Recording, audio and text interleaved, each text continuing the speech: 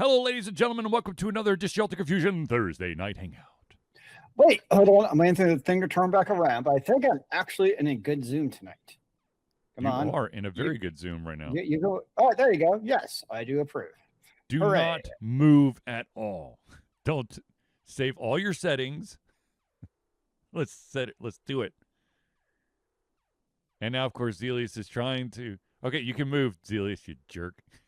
I was worried. I was like stuck forever. I was like, he's doing the frozen camera move. Okay, anyways, ladies and gentlemen, I, of course, am your host, Charlie, and I'm joined once again by the prolific commenter himself, Zealeus. Yeah, good sir. This is the Thursday Night Hangouts, our live show where we try our best to cover the topics most important to you during the show. At any point during the show, if you have any questions, comments, concerns, criticisms, opinions that you would like to share with the class, by all means, drop it in the chat on Twitch, Facebook, or YouTube, and we will add it to the show. If we do, unfortunately, run out of time, we'll add it to the very next show. Now, before we go any further, I do want to put a quick disclaimer, a PSA. There we go. A quick PSA out there, and that is that next Thursday, the show will be just slightly later than usual. And it's because I have a basketball game that I'll be sprinting home from. That's assuming I can still make it. I don't know. I believe in you, Zealeus. I do. And I would believe in you if you showed up on time. I'm going to try my best to show up as close to 8:30 as possible.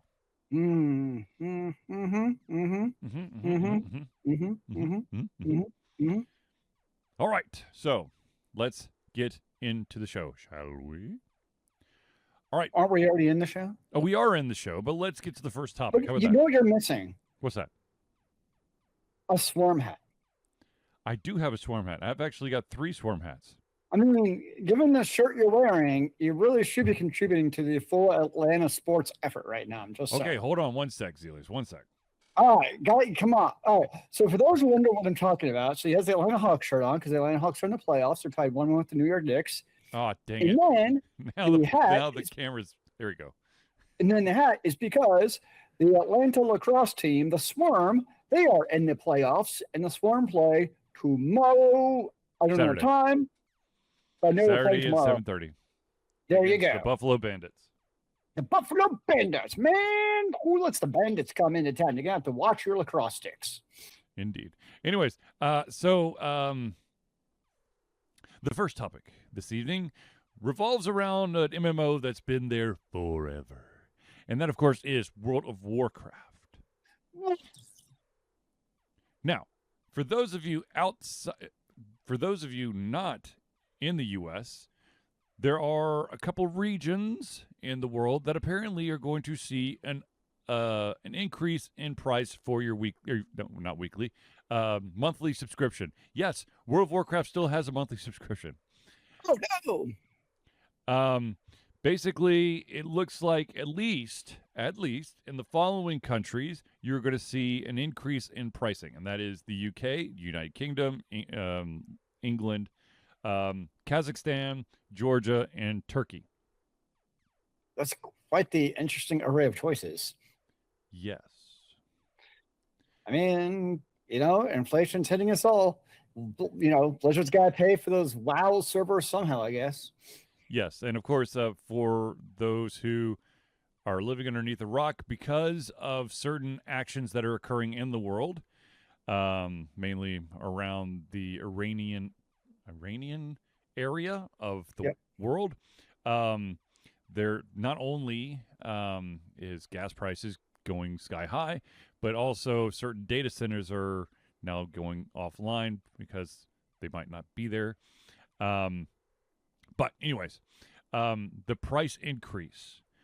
So I'll just give you the British pound difference because I don't know how to pronounce Kazakhstan's currency. So I'm just going to skip that one. But basically, it looks like there's with World of Warcraft, you have several different subscription plans.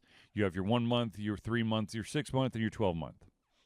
And of course, if you buy the bigger one, you get to save money. Of Okay. course. So basically, instead of $9.99 pounds, which was the previous price, it's now $10.99. So it's a single pound increase. If you're doing the 12, here's okay. Well, I guess because you're times it by 12. Yeah. But the 12-month one, the previous was 104.28, and the new one is going to be 111.58. So you're talking 7 pounds and whatever their 30, whatever their equivalent of cents are. And in the United States, it costs $12.99 a month. Yes. Which, interestingly, it's the same price for 6 month versus 12 month. You don't get an additional discount if you do 6 versus 12. Well, there you go. Yeah. But anyways, so if you're in those areas, you know, there's going to be an increase in price. I mean, WoW's also been, it is kind of fun the lack of inflation when it comes to video games, because like WoW and Final Fantasy, for that matter, subscriptions, like their price has been the same for the last, 15, 20 years, depending on which game you're playing. Yes. And we've talked a couple times, we're like, I mean, I know there's some outliers, but for the most part, AAA games even are still $60 a pop. I know a few are trying for 70. But like for the most part, it's kind of fascinating to me that like video game costs in general haven't gone up at all with inflation. Mm-hmm. I guess the one exception could be microtransactions potentially. Maybe that's, from a financial perspective, that's kind of filling what would have been the inflation, because every online game has them now. Yes. Speaking of money increases in pricing, one of the main reasons why a lot of the foreign to the United States companies have increased their price because they're getting charged a tariff to sell their products within these wonderful borders. And of course, Nintendo won their lawsuit. But I mean, I guess I should have seen this coming. But now there is a group of gamers that are now suing Nintendo since Nintendo basically got the money back that they had to pay for the tariff thing. Now gamers want the extra money they had to pay for the games that were caused by the tariff. Yeah, I mean, the cost was passed on to the consumer, so literally, it's the companies actually made a profit off the tariffs. Yes, because they're pocketing the refund. Yep. Yeah, which is great. I like how our, poo-poo in chief was, I remember the companies who demand the tariff refunds, and of all the companies, Nintendo's like, yeah, we don't care, give us the money back. Yep. Like another one who's not gonna bow down. Well, they'll bow down to Japan because Nintendo. But yes. As far as American politics, yeah, whatever. Now, speaking of Japan, there is a new game that has come out of the Capcom studio, and that game has been very, very well received. The game is called Pragmata. It is a sci-fi game. I am trying to sneak over to Steam so I can actually give you the blurb so I don't screw it up. But basically, Pragmata is a unique sci-fi action-adventure game from Capcom. Follow Hugh, a member of an ill-fated investigation team, and Diana, a young android, as they navigate a lunar facility taken over by rogue AI in search of a way to Earth. The game, on 15,000 reviews, has a 96% positive review. Yes. That's pretty crazy. It is. Now, here's the thing. There's a little bit of controversy surrounding this game all of a sudden. Oh, dear. And that is that there are people now coming out and saying that this is propaganda, that this game is propaganda. It is making individuals get emotional over having children. Come again? You heard right. It is making people emotional into and I guess guilting or making them desire to have children. I mean, if a video game does that and it teaches you in that deep of a emotional level, I would argue they did a good job. Yes. Now, here's the interesting thing. The conspiracy theorists out there probably are not completely off base. Capcom is a Japanese company, and Japan, the country of Japan, is actually seeing their birth rates completely plummet.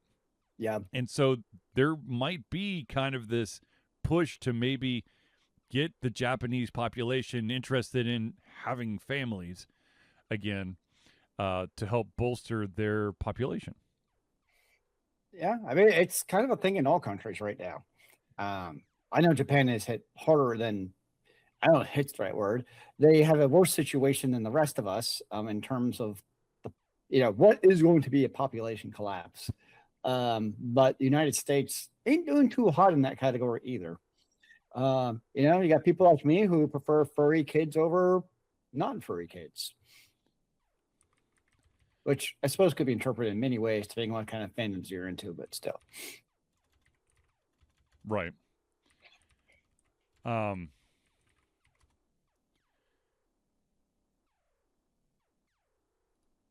So let's see here.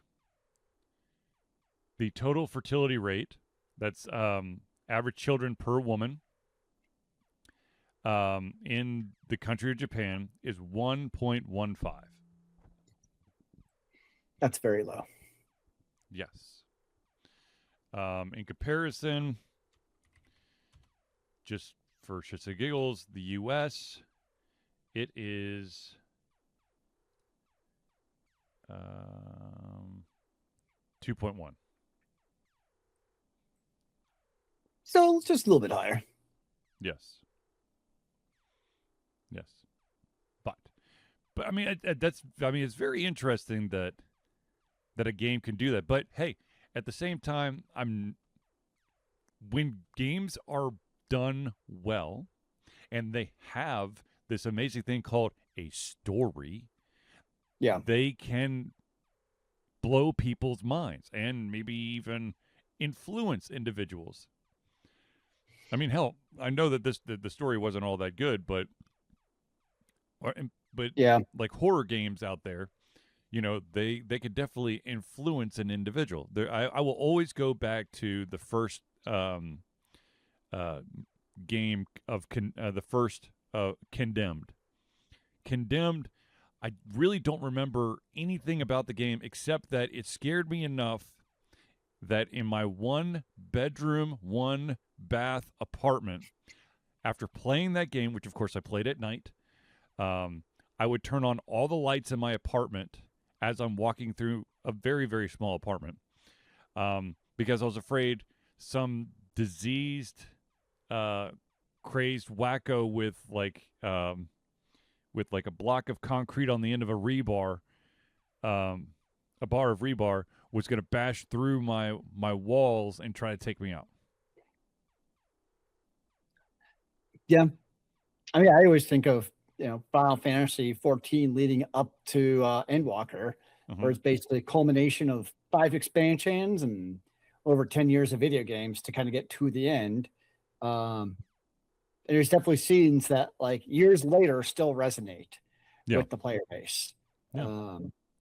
And, or look at the Mass Effect series where, depending on what you think of the gameplay, one way or the other, but I think for most people, it's still the story and your party and all that stuff that stands out more than the actual gameplay itself. Right. You still needed the gameplay to, get people into it, but it's really that story that kind of almost like moves the game from just being, you know, a good game people enjoyed to being legendary. Yes. When you have And something that resonates. speaking of a game that still haunts me to this day, Heavy Rain. Yes. That story and the decisions that having to make decisions that no matter if the character ended up dying or not, the story continued was just so emotionally draining, and it still haunts me that I had all of them until the very end and I lost all but 2 to close out the game. Or you just don't even make the decision. You just suck at, you know, QTEs and miss it, and everyone dies. And ladies and gentlemen, just for those out there who don't know what a QTE is, that's a quick time event, which usually is kind of like a cinematic that flashes buttons on the screen, controller buttons on the screen, or keys on the keyboard that you have to hit. Not which I'm terrible about because I can never remember like I can learn keys just by pressing them over and over for like what's the hit, what's the jump. But as far as actually knowing like where the actual X, square, triangle, circle, like off the top of my head, I don't know. When you're put in that pressure cooker situation of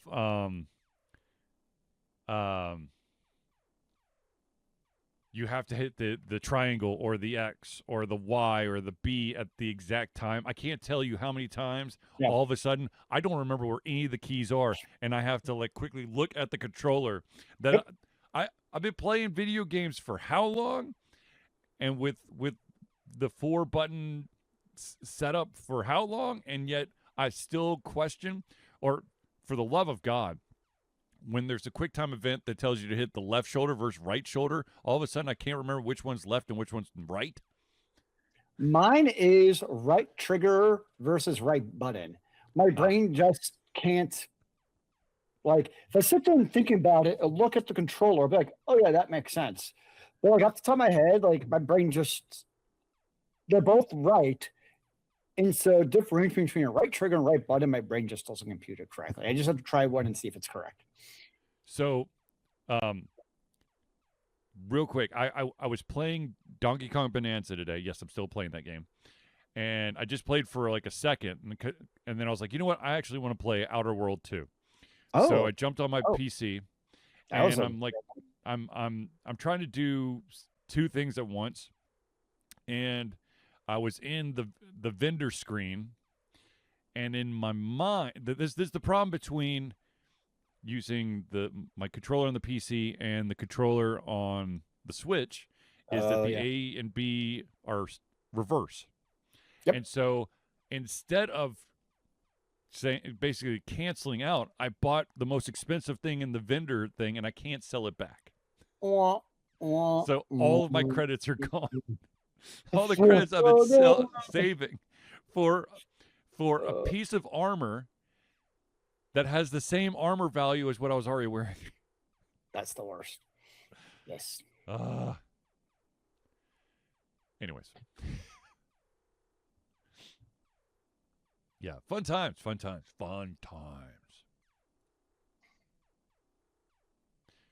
All right.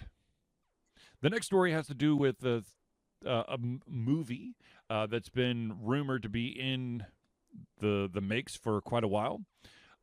A very, very popular game for many people. I found it so infuriating that I quit. Elden Ring.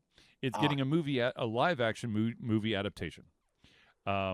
It's official, and they it's A24 and Bandai Namco. A24 is the movie studio. Bandai Namco, of course, is the publisher for Elden Ring. They have come out and said that the Elden Ring movie will come to theaters on March the 3rd, 2028. Yep. And they've also listed an entire cast list. Many names look familiar to me, but I'll have to actually Google. Yeah. I'll actually probably have to pull up like the character versus the actor to try to figure it out. But then again, I didn't actually get all that far in Elden Ring because I could never beat the first boss, and I played 32 hours of that just gut wrenching, horrifying experience. Yeah. I mean, I got I know further it's an action in. game. That's about it. I really Huh? don't know anything about it. I know it's an action game. That's about it. It's like what do you call it? Um, It's a Souls-like. yeah, it's like Dark Souls on steroids. Yeah. So we'll see. I guess people are gonna, kick ass, take names potentially. Yes. Yeah, hopefully some, kick ass fight scenes because it's a fighting game. I like action combat fighting type of game. So hopefully some, sick effects. Oh, they've got. I mean, they've. That's kind of the whole point, right? Yeah.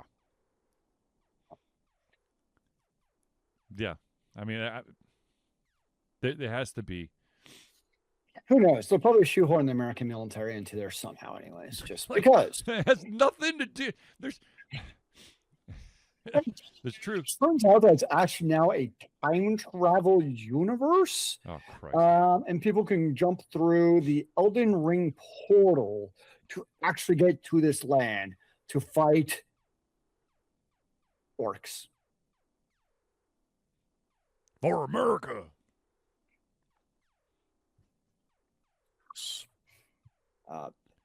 So yeah, when it comes to adaptations, I'll believe them when I see them if they're any good.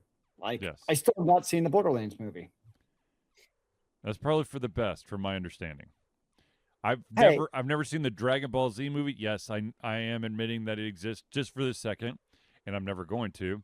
I know there's a Borderlands movie, but I don't plan on ever watching When it it. comes to either Netflix or Amazon Prime, and not like Prime Video, but actual like included Prime, I will watch it.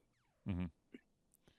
Because if it doesn't cost extra, I'm fine watching it. You know what movie And I want to watch, and I think I can actually watch it now. oh, Let me see if I can get this right. what It's called about- Dust Bunny. oh, that's not where I thought you're going. It's an 8-year-old girl asks her scheming neighbor for help in killing the monster under her bed that she thinks ate her family. Is this a comedy or horror movie? I'm gonna go with monster. Well, it says monster horror. Okay, it definitely could have gone either way. The scheming neighbor is played played by oh my god, I'm gonna mispronounce his name. Mads Mikkelsen. Yep, he's a great actor. Yeah. Sigourney Weaver's in it. Okay, interesting. I am sufficiently intrigued by just Mads. I saw the trailer. I'm like, oh, this could be really twisted, right up my alley. What's but it called? Unfortunately, I can't force my children to watch it. It is rated R. What's it called? Dust Bunny. All right, I'll have to add it to the list. Yeah. Hopefully it's as good. I did finally see last weekend Project Hail Mary. I heard was phenomenal. It was phenomenal. I don't know how it's going to happen, but I've found my Dragon Con cosplay out of the movie. Are you gonna do the rock thing? That's my goal. I don't know how because it's going to be fucking complicated. Yeah. So I'm actually having to like start now to figure it out because yeah. That's my goal. We'll see if it actually happens is another thing. Yeah, but no, it's a good movie. Definitely highly recommend it. Can't go wrong. The Dr. Ryan, the chiropractor, which I forgot to ask him about his website. Damn it. He said he just saw it and it's in his top 10 of all time.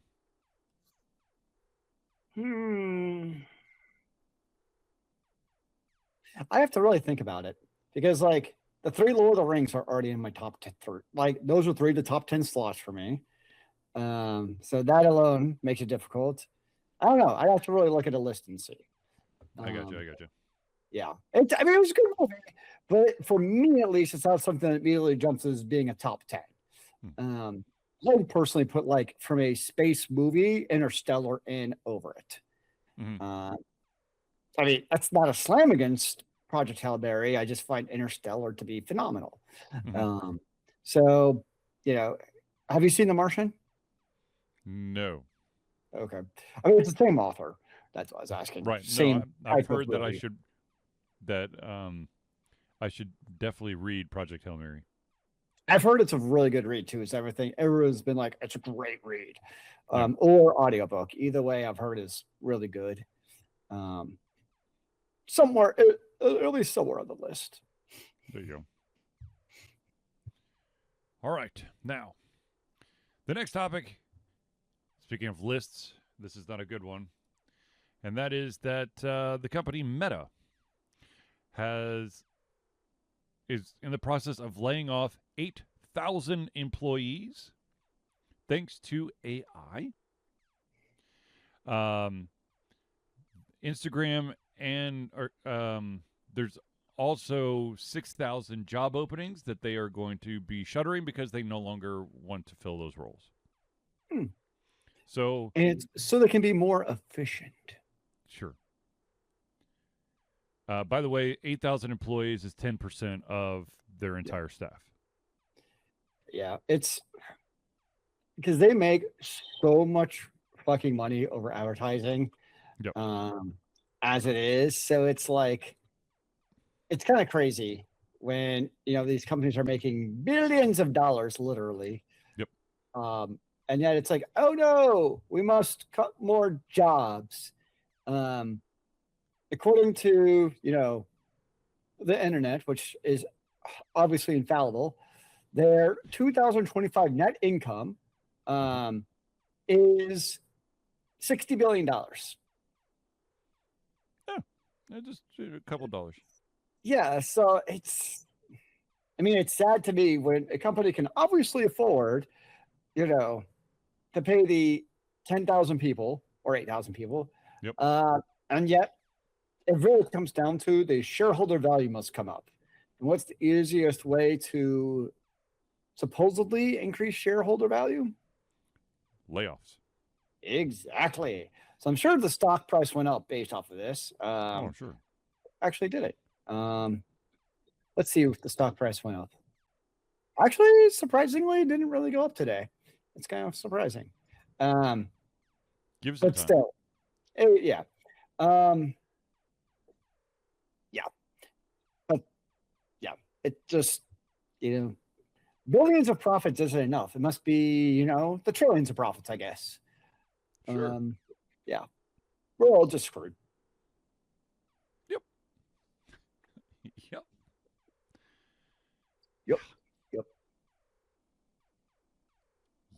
But yeah, it does.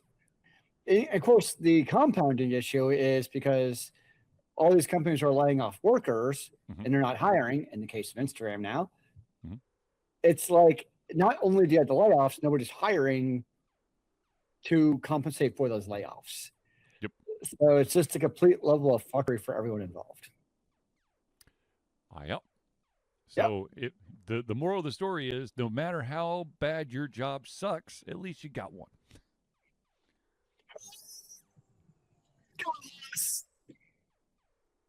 My job is drinking beer and being a cat dad. I wish it was that simple. Wait, it's not? Nope. You mean squatting here for like the last 10 years isn't what I'm supposed to do? Nope. Ah, damn it. Unfortunately, no. All right, I got the wrong life lessons. All right, ladies and gentlemen, we're going to pause real quick to thank the individuals who help Alter Confusion be the Alter Confusion that you love and adore. That, of course, is the friends of the show. So without further ado, let's jump into it. The first one is the Indie Cluster is an organization of independent game developers that want to gain exposure by being involved in the community. They collectively journey to popular conferences as a traveling booth to help gain attention for their games. They make partnerships in local communities to bring games to the mainstream mindset. They highlight local, unusual, and rare concepts to challenge the paradigm of the common. They also host events to teach kids and minority groups about game development to hopefully one day enter the industry themselves. For more information, go to indiecluster.com.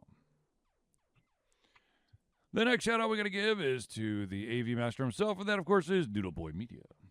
Founded in 2015 by Andrew Tran, Noodle Boy Media, previously Wet Kid 47 Media, is your choice for professional photo shoots and panel recordings at conventions. They pride themselves in providing a high level of professionalism, top-notch experiences, and quality services. If you want more information and to view their full list of services, check out facebook.com/noodleboymedia. The next shout-out we're going to give, and Zealeus, is the website still down? Yep, but I might have some good news. Okay. The next shout-out we got to give is to an individual who's actually at my house today to help ease some of the aches and pains from all that basketball and all that sitting in computer chairs. That, of course, is Hero Chiropractic. Hero Chiropractic is a unique healthcare practice set up by Ryan Moore. The company's focused to elevate a patient's experience of freedom, creative expression, and joy. They believe that everyone could be a hero and has incredible heroic potential inside themselves waiting to be unleashed. Hero Chiropractic focuses on mobile chiropractic care in the Greater Atlanta area. They're committed to healing clients by creating a plan of action uniquely suited for each person.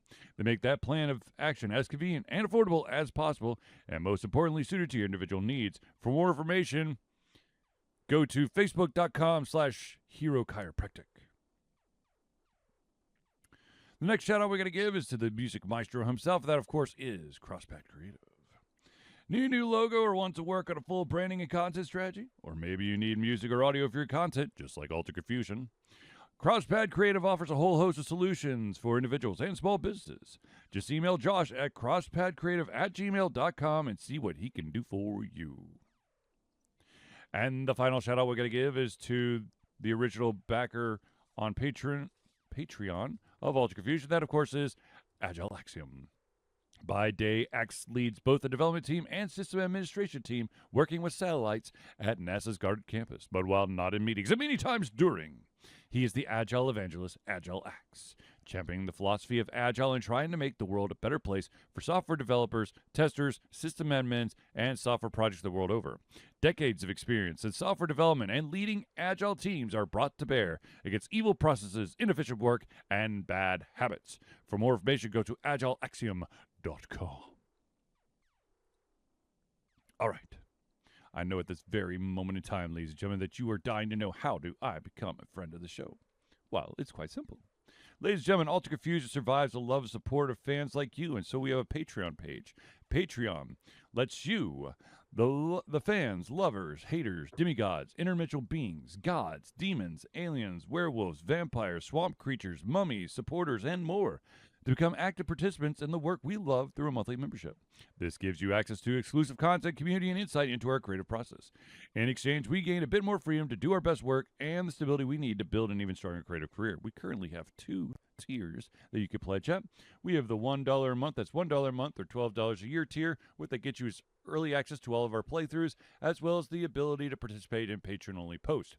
Now, if you're feeling extra frisky, you can bop that 1 to a 5. That's $5 a month or $60 a year. What you get is everything at the $1 tier, plus your name or organization added to the Friends of the Show section of every single Thursday night hangout. So, if you want to become a patron of Alter Confusion, go to Patreon, that's patreon.com/Altered Confusion today. And of course, we also need to talk about the fact that, ladies and gentlemen, Alter Confusion is proud to say that we have been fundraising for Extra Life for 15 years straight. Extra Life is gamers doing what they do best, game, to help sick and injured children at their chosen Children's Miracle Network Hospital. The money that we raise through Extra Life will go directly to Children's Healthcare of Atlanta as unrestricted funds. This means that the hospital decides where and how to spend the money to ensure the dollars we raise make the biggest impact on the lives of the kids they treat. So, if you have the capacity to donate, please go to extra-life.org and search for Altered Confusion. Now, Zealeus already dropped something in the chat, and I'm just going to shout out about it. Ladies and gentlemen, I know that some of you out there are dying to get your hands on some Ultra Confusion merch. We have hats. They've got vinyl stickers, coffee cups, pet food bowls, journals, and more.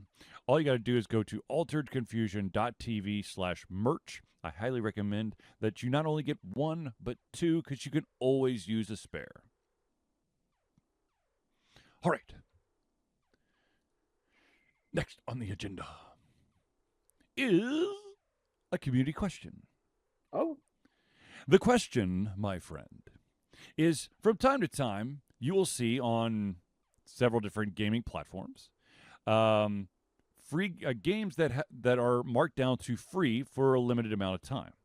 So the question that was posed was, when you see that, do you automatically get that free game, even if it's a game or a type of game that you have no idea, you've never played, maybe not all that interested in? Well, it depends. If it's on Steam, yes. There's actually a game this week I did it too, and I honestly can't remember the name of the game. But I remember seeing like game for free. Let's see, is it in my library? I don't even know where my library would be now. Wait, there we go. Legend of Keepers. I don't know, but it sounds RPG.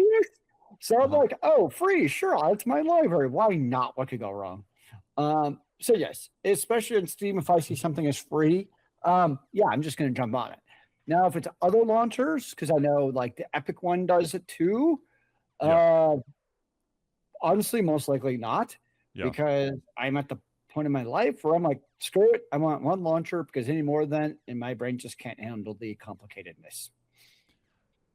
I'm right there with you, Zealeus. I think if it's on Steam or I'm made aware of it, even if it's something that I'm like, I don't know, like free is free, man. I mean, just maybe one day, or sometime down the road, someone goes, dude, this game is freaking sick, and I'll look at my library and go, holy shit, I got it at some point. Case in point, there's 3 games that I got for free apparently this month. One's called Void of Lily. One's called Right Wars, and the final one's called 8 a.m., which I think I actually picked up today. Nice. But yeah, I and to kind of like piggyback off of what Zealeus was saying, when it comes to Steam, absolutely. When it comes to any other launcher, no. The only reason why I have other launchers on my computer is because sometimes you can buy the game on Steam, but it will require an additional launcher to actually launch the game. And so I'll have to, what am I playing sign right up for now? that bullshit. Huh?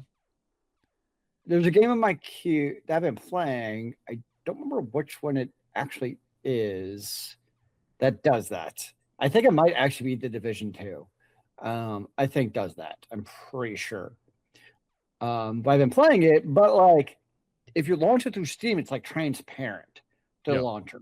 So in that case, I'm fine with it. Like whatever. I don't actually have to launch your other company's shitty launcher. Like to this day, I still love that when I log in, the Battle.net launcher is always like, I can't connect to your account. Would you like to log in? How many times do I actually need to log into Steam or Battle.net?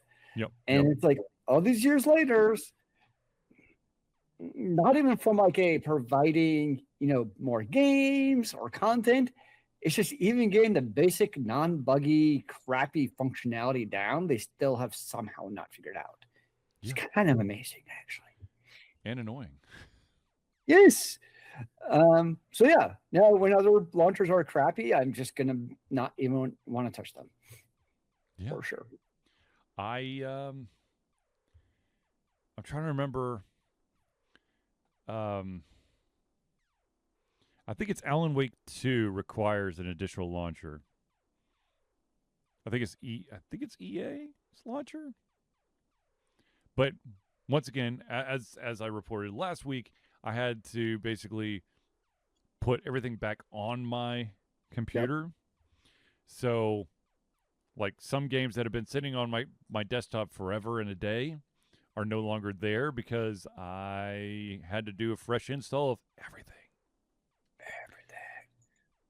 So this is probably the smallest playable library I've had on my computer since the first time I got this computer. I have a total of 1, 2, 3, 4, 5, 6. I have 7 games on my desktop. That's it. Just 7. I think the only other launcher I've actually used is the EA launcher.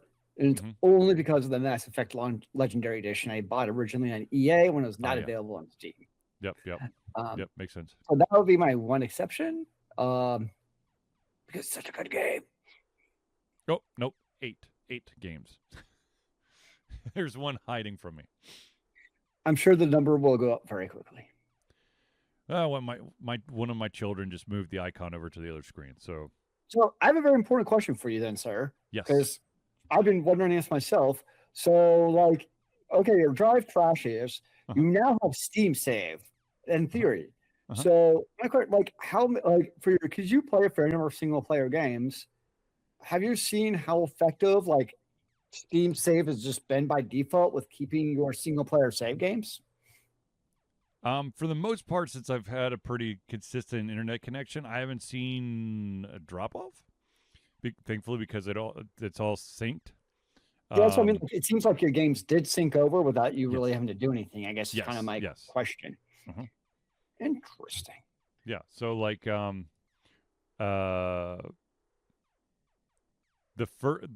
when I had two games, I'll give you 2 examples. FTL, which I still play from time to time, and Slay the Spire 2, which is still in early access, but both of those games, the last time that I played, I was mid-run. And so when I reinstalled the games and I loaded them for the very first time, it allowed me to pick up mid-run. That's pretty freaking impressive, honestly. Yes. Totally agree. Yeah. Because once upon a time, for ladies and gents watching the show, if you had a single player game and your computer crashed, you were SO frickin' L. Yes. Now, if you had the other thing was, if you had a failing, let's say that your hard drive didn't crash, but it was starting to like go on the fritz. Yeah. There's still a very good chance that you were not going to be able to get all of the correct files that were considered save files for when you brought that game over to your new hard drive or PC. Oh, I feel like I have like 5 different save locations on my computer. I don't know where my files are actually saved for my games. Because it's like, because Windows is dumb in how it stores things anyways. Because you have like app data, you have your home folder, you have like all these like different folders where I have game save states. I don't know. Yeah. What up, Nakamoto? What's up, Nakamoto? Yeah, no, so yes, the Steam saves got me out of a jam. Well, I mean, not technically. I mean, FTL and Slay the Spire 2, they're both, rogue-like games. Yeah. So it wasn't. I guess to really test the theory, I would have to like install. Well, no, because I know for a fact because I completely uninstalled the first Final Fantasy VII remake, and then had to reinstall it so that I could get that save file to populate. So the second Final Fantasy VII would see the original save file to then transport it over into the second game. There you go. So there you go. Anyways,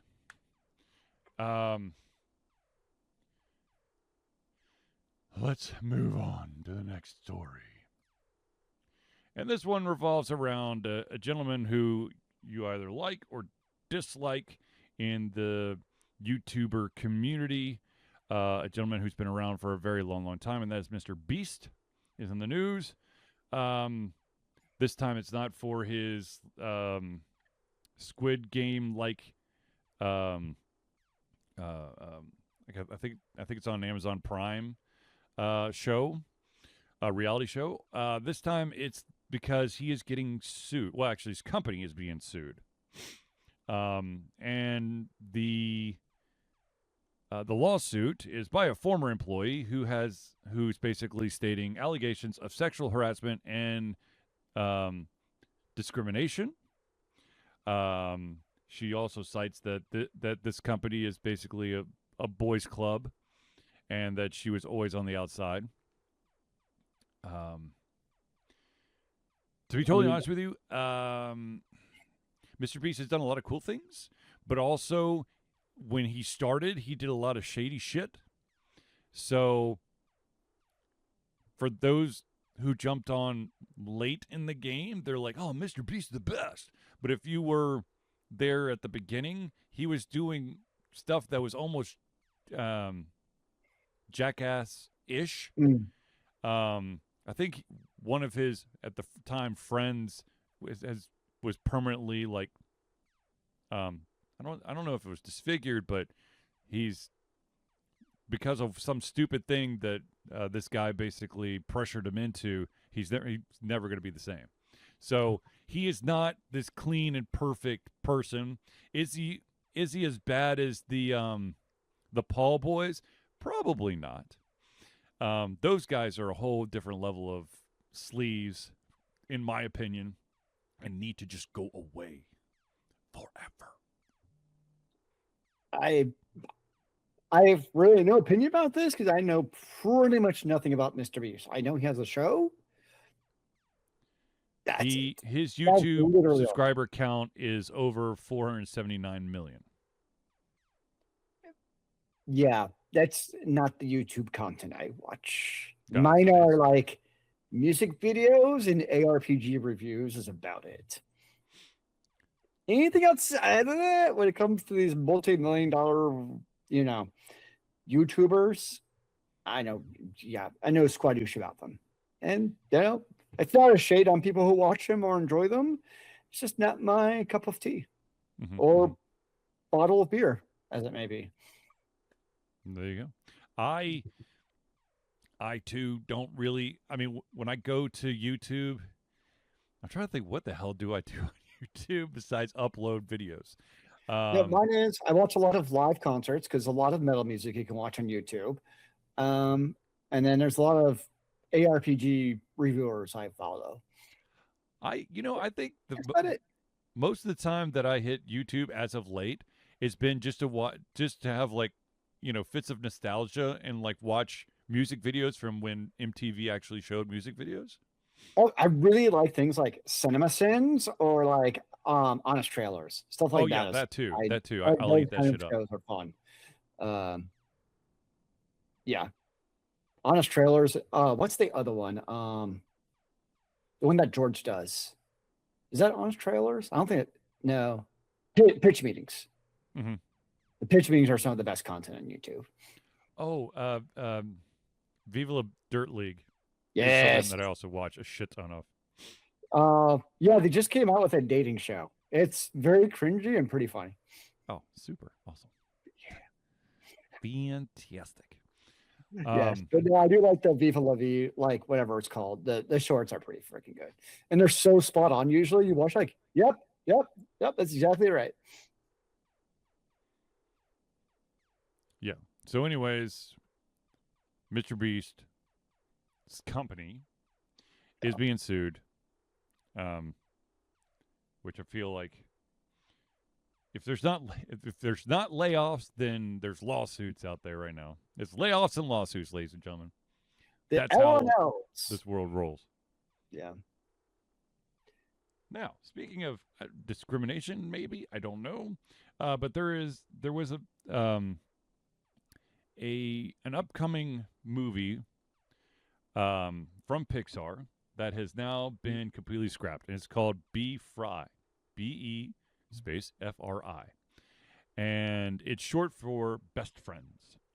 And apparently, it was going to be centered around two teenage girls whose friendship started to strain when they discovered their favorite TV show was real, setting them off on an adventure. Well, they decided, Disney felt that little boys couldn't see themselves in the film enough, and that they just couldn't have a girl power movie. So they scrapped it. Sure. Yeah. I'm like, okie dokie then.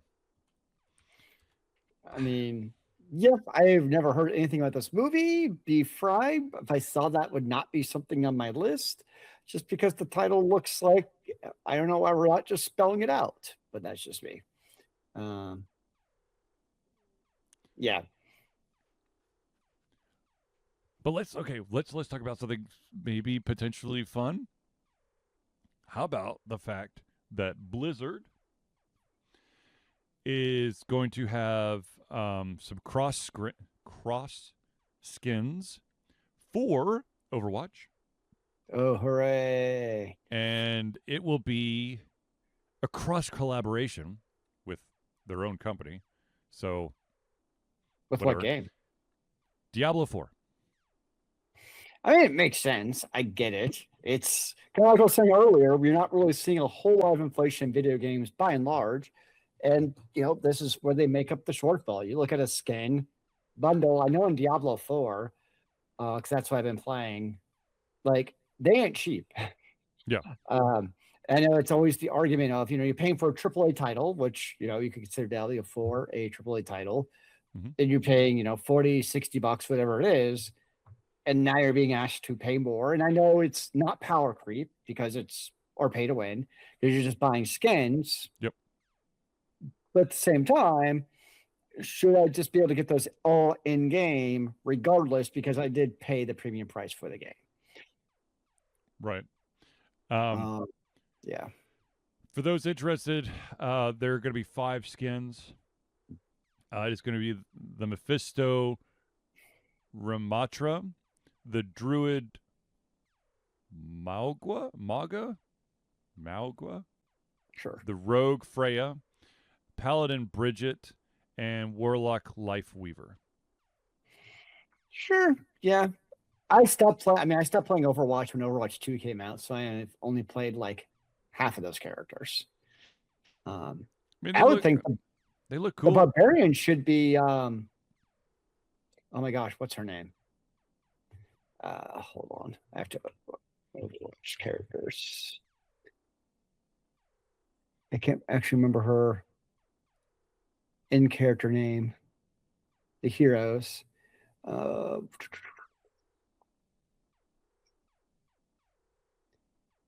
looking.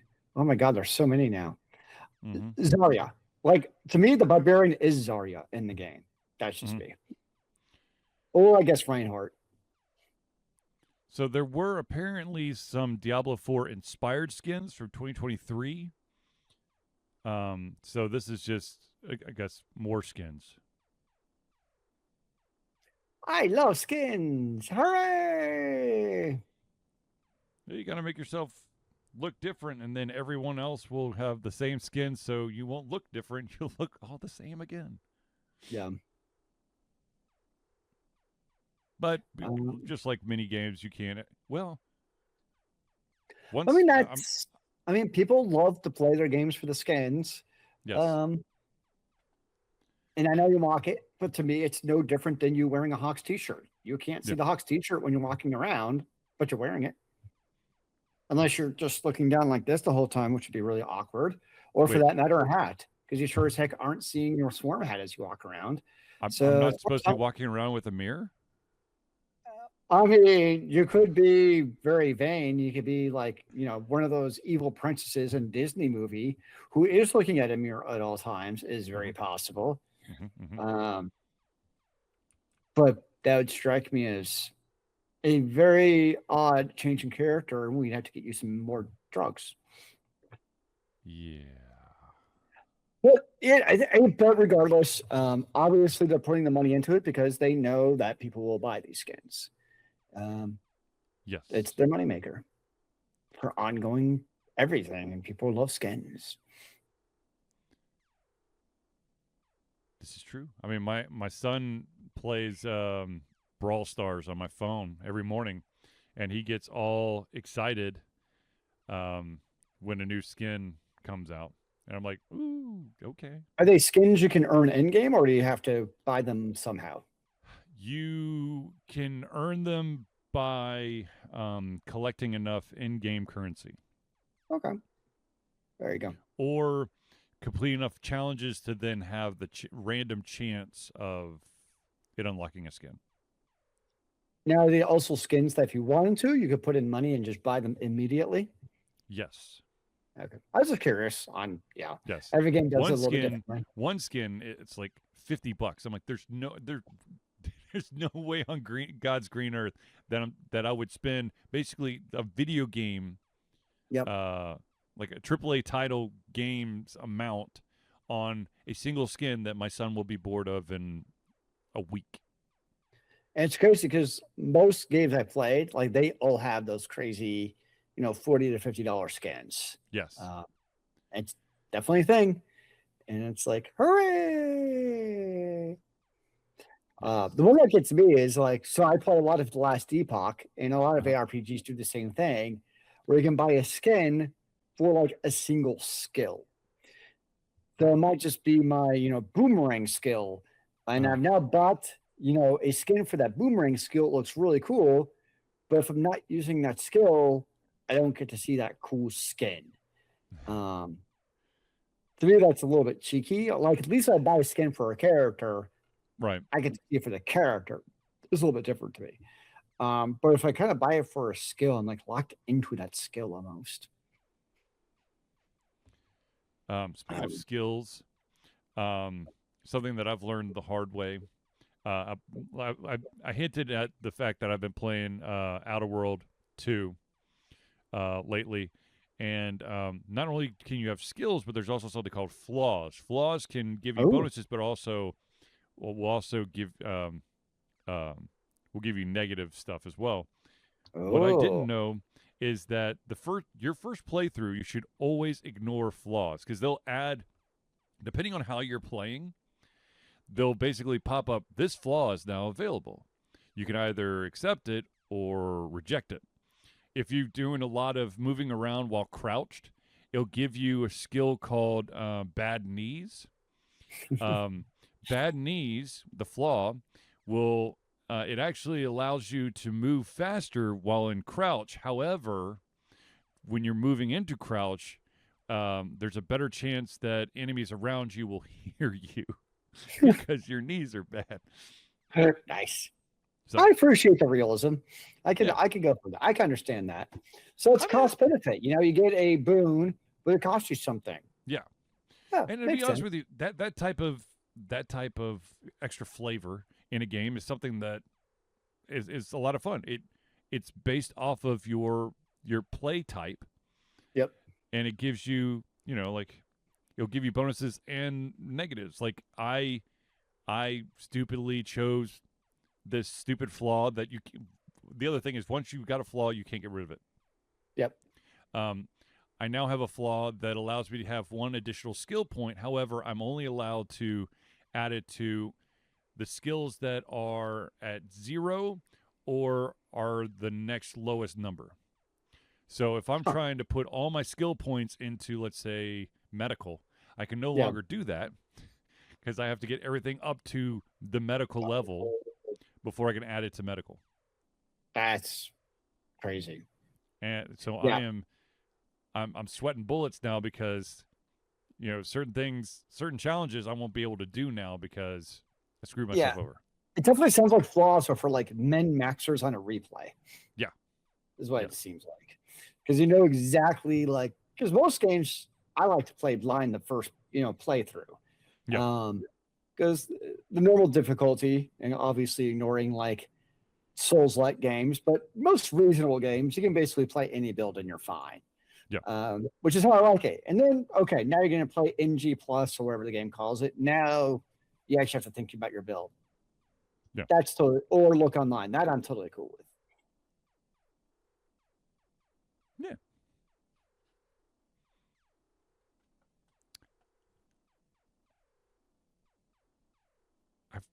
I'm out of topics. So I found a new gaming addiction. It is coworker recommended to me. I have to actually find the correct thing for it. It is. So I didn't know this. I mean, it's probably been said, but I always just kind of ignored it. But Netflix has no gaming app. Okay. What I like, and you have to try this because what they actually have, which is kind of cool, is they have a bunch of puzzle games. So it's like the New York Times puzzle games, but if you already have a Netflix subscription, it's free. Yep. So there's a game called Starstruck. Okay. It's literally if Pips from New York Times and Sudoku had a baby. Okay. Highly recommend it. So it's like my new addiction is, the Netflix gaming app because it has all these built-in puzzle games. It has Sudoku. It has the classics on there too. But because it's, you're paying it's one of the few things in life that don't actually have an advertisement that you have to do for games once you're in there on your phone. Crunchyroll has the same thing.